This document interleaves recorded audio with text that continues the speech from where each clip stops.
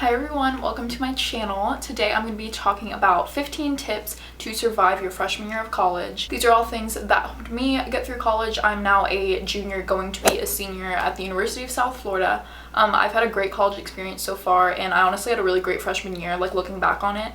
And I think it's because I utilized a lot of these tips that I'm going to go into. So if you are about to start college or already in college, even your first couple years, these tips might still be helpful for you. So if you'd like to know the things that got me through my freshman year, just keep watching.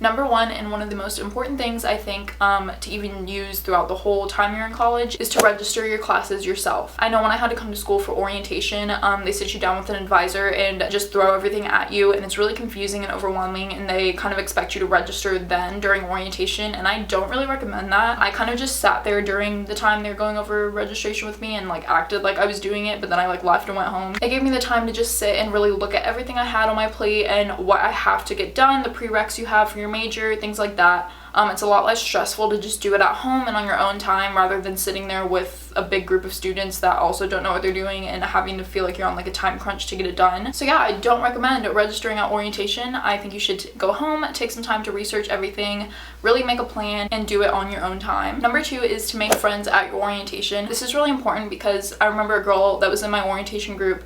I ended up having a class with her like that first semester, and it was so much easier feeling like I already knew someone, and it was a big lecture hall so we could sit together and it wasn't as intimidating. Also, it's like raining-ish on and off and kind of thundering, so if you hear that in the background, that's why. Orientation is a really great way to meet people right off the bat coming into school, and you'll have people that you can link up with and maybe have classes with, and it just makes the whole transition a lot easier if you do reach out and make friends with the people in your orientation group. It may seem kind of intimidating at first, or obviously they're strangers and you don't know them, but everyone's in the same boat, like I said, so they're really gonna appreciate you reaching out to like be closer with them or kind of just like hang out with them during the weekend. Number three is to figure out where your classes are before the first day of class. I was that kid that got lost. I got lost my first, well, I had like obviously Monday, Wednesday classes and Tuesday, Thursday classes. I can't remember which day it was. It wasn't like the first day of class because I didn't have that class that day. So the first day I was fine. I did kind of look on a map of my school and just figure out like what building was what.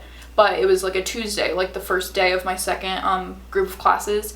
I remember I literally walked in circles for like 20 minutes and I was like 20 minutes late to my class. Usually on the first week or days of class, they're not going to really be strict on being late or like attendance because you have to be there for first day attendance. So I was scared because I thought I wasn't going to make it. But my teacher was super nice, and like they understand that people are going to be confused, especially if you're going into freshman classes. It takes a little bit of time to adjust to. So I do recommend looking on a map and seeing where your classes are, figuring out what building it is, and also just the easiest route for you to go throughout your day. If you have the opportunity, I actually recommend going to campus and walking the route or however you're going to get to class, because that would really help, and I wish I did that because it made sense to me on a map, but once I was actually there, you get so confused if you don't know the campus.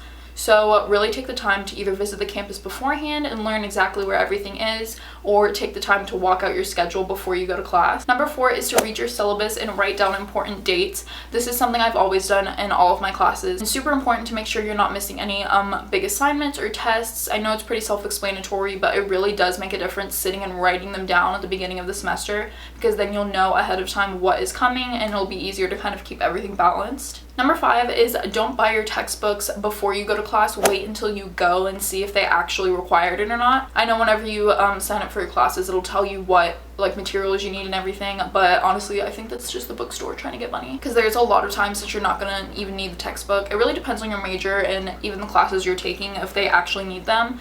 Look on Rate My Professor, because they usually will tell you if you actually use the book or not.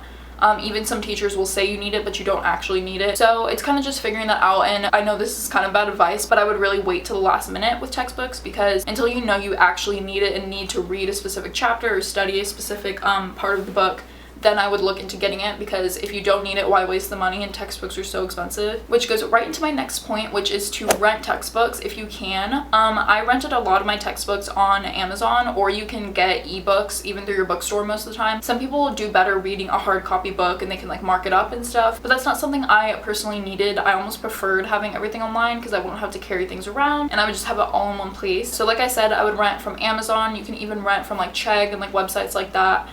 which I've also done and it has been really convenient. Number 7 is more health related, and that is to make time to work out. Even if you've never really worked out before, it's always a good time to start, especially I know the whole freshman 15. I didn't really gain the freshman 15, but you're also more becoming an adult, so you're gonna see changes in your body and obviously like put on weight maybe a little bit easier.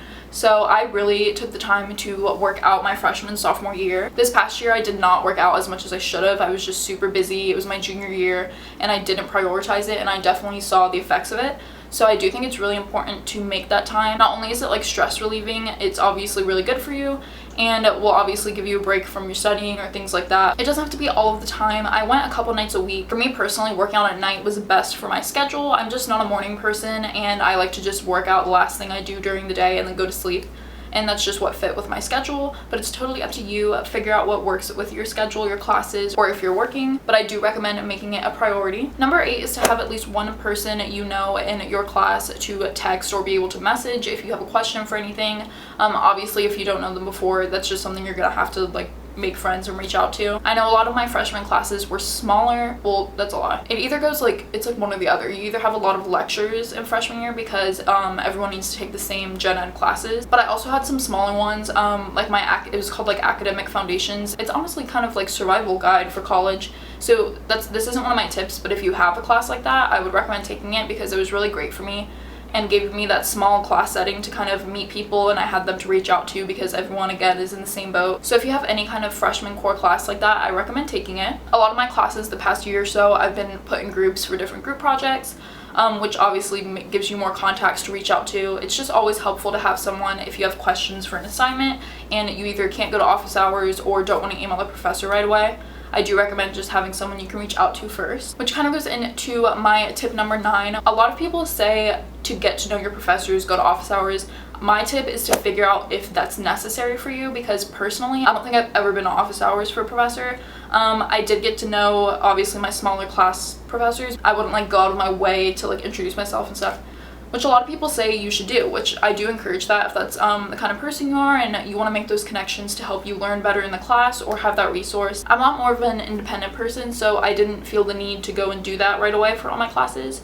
So my tip is to just figure out if that's something you're comfortable with. I do think it's a good thing to do as you become a junior and senior, because those professors will be in your major and good references, good contacts to have in the future, but it's not always necessary your first couple years. So just figure out what works for you or if you would like to do that or not. Tip number 10 is to stay ahead, because that ensures that you will never fall behind.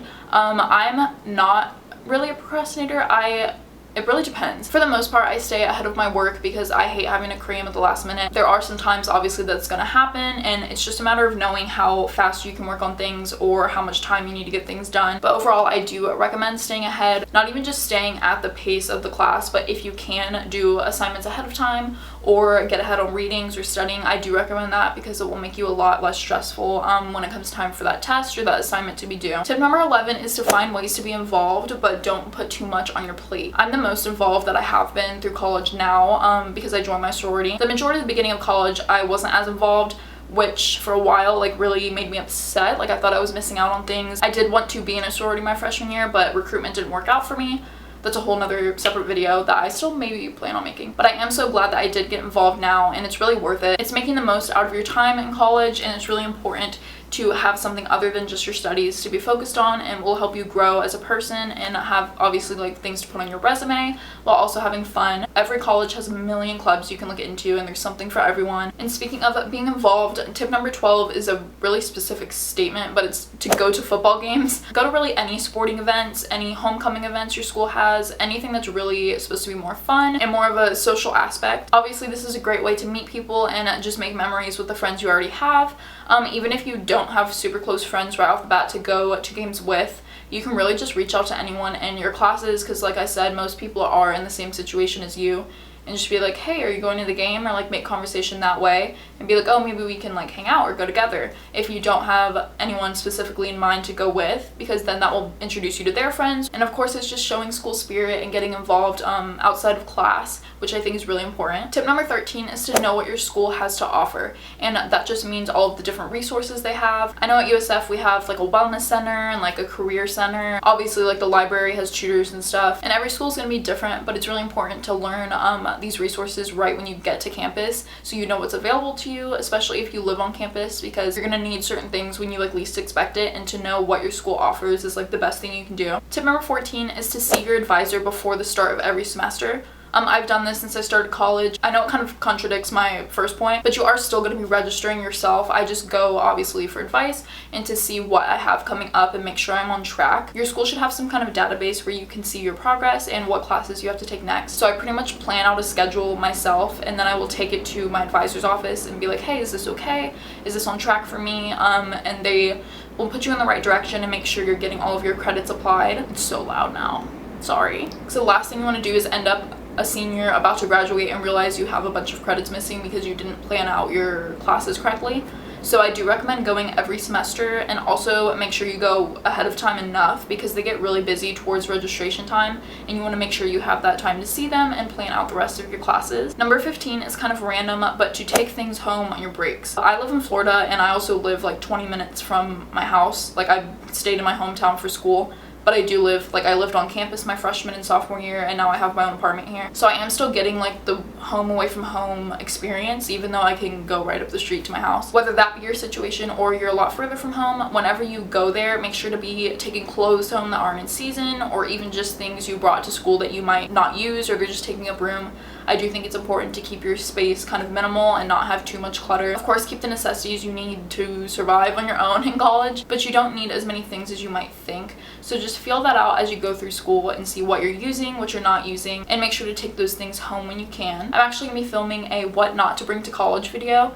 One of my very first videos starting back on this channel was what to bring to college, and I'm going to do what not to bring to college. So look out for that video and make sure to subscribe to see that. So those are my 15 tips to survive your freshman year, and honestly just college in general. I've used all of these in my daily life being a student, and I think it's really helpful to take these all in consideration. It's a big transition, but it's also really fun, and also it makes you grow a lot, like really quickly, which I think is awesome. And as long as you're doing it the right way and keeping these things in mind, you will do great. Make sure to subscribe to my channel for more college related videos. Again, like I said, I'm going to be doing a what not to bring to college. I've done my college apartment tour, college week in my life, so make sure to check those out. Thanks for watching.